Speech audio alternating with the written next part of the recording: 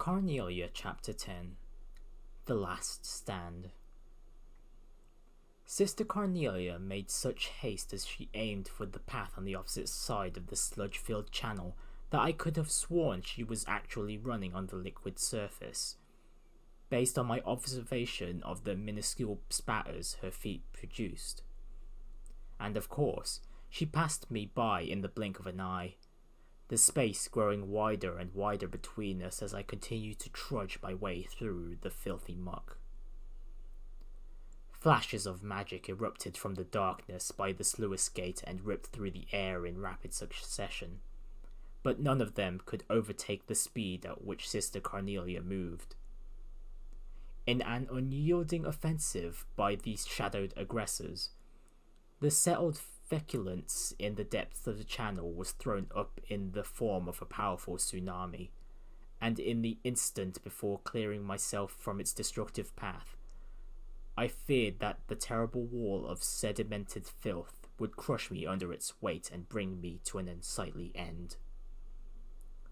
With a mid-air spin to avoid the last of the oncoming magic, Sister Carnelia flew to the opposite side of the channel with incredible speed.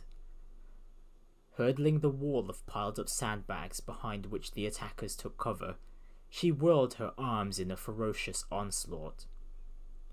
One by one, like a row of pins being struck by a weighted object, the line of standing Jaegers crumbled to the ground.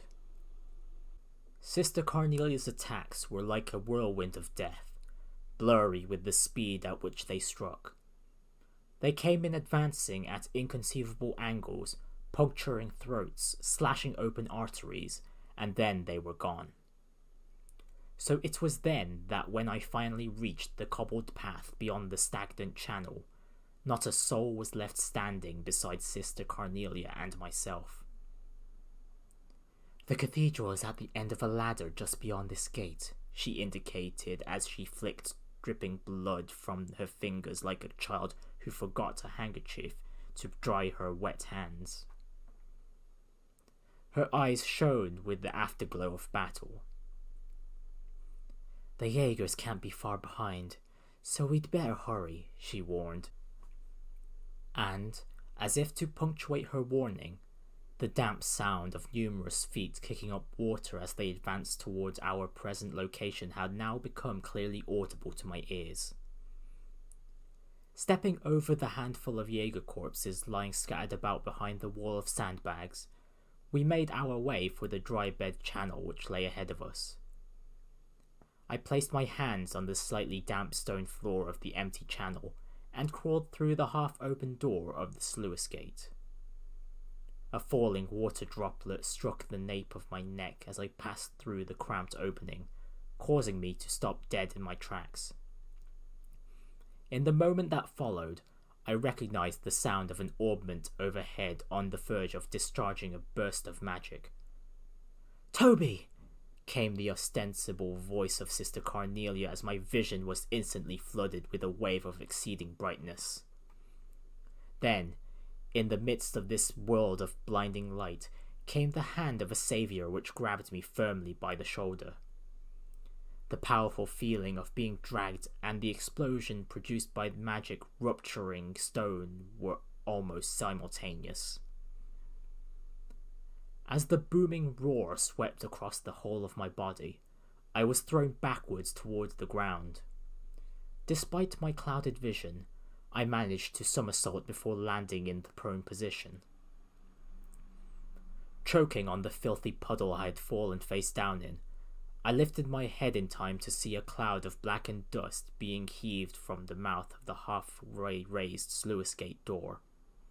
And as if my worst nightmare had now become reality, I watched as one after another the blockading Jaegers emerged from the smoky cloud, each bearing a glinting blade. I floundered about on the slippery mud and watched as their ranks sprang into action and closed in, their rugged facial features now visible to my eyes.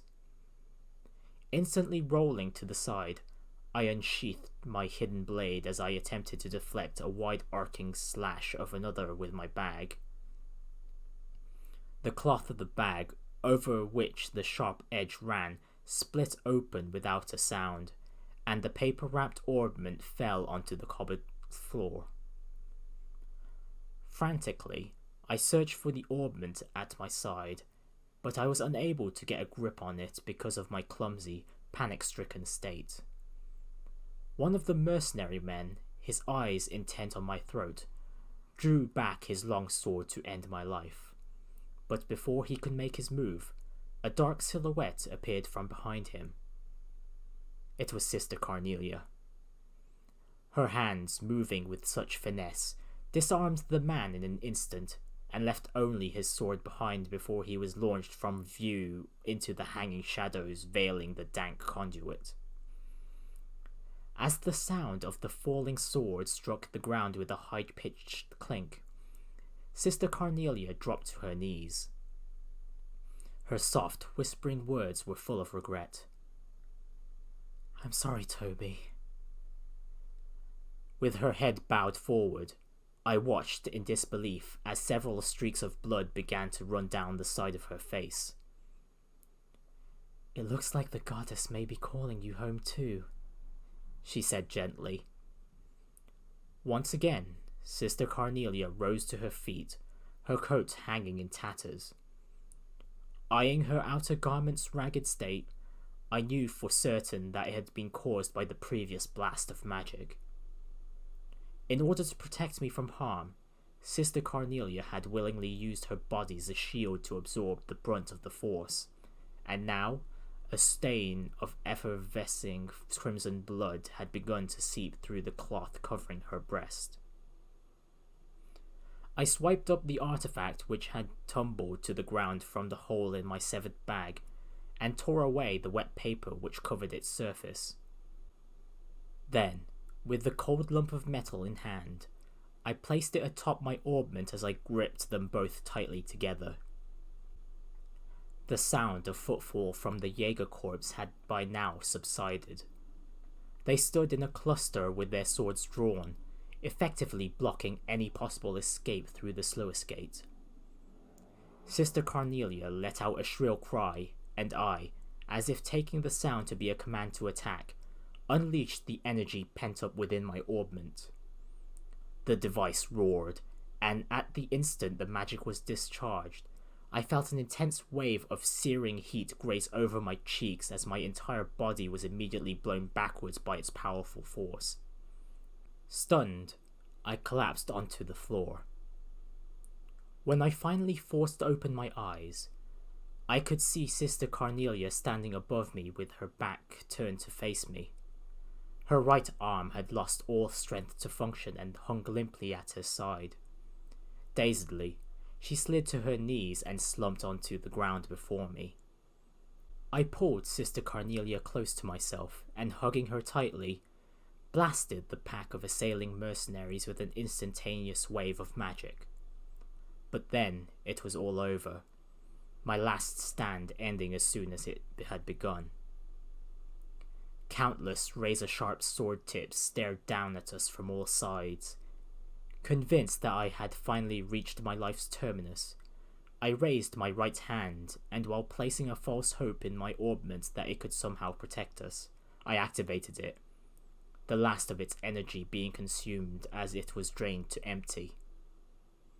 Whirling arrow blades spun around us as I closed my eyes and accepted my fate, and behind my darkened eyelids, an endless realm of whiteness began to spread out before me. Carnelia, Chapter 10, End.